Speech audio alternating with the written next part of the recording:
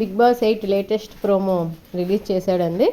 అందులో అయితే మనకి ఇంకేమీ అంతగా ఇంట్రెస్టింగ్గా ఏమీ రాలేదు. ఫైటింగ్ ఆల్రెడీ ప్రభావతి 2.0 గేమ్ అయింది కదా, దానికోసం డిస్కషన్ ఒకరికొకరు వేసుకుంటారు కదా, అంతే చూపించాడు, ఇంకేం చూపించలేదు.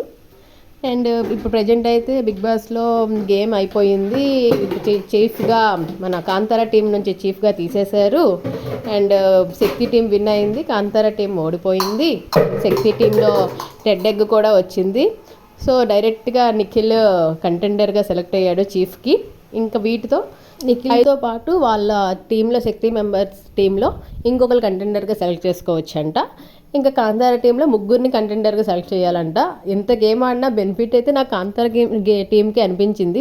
మీకేమనిపించిందో చెప్పండి. అండ్ ఈరోజు అయితే ఎవరు చీఫ్ అవుతారు, ఎవరు కంటెండర్లు అవుతారు, అసలు ఏం గేమ్ పెడతారో చూస్తాం. Thank you for the watching. Please subscribe.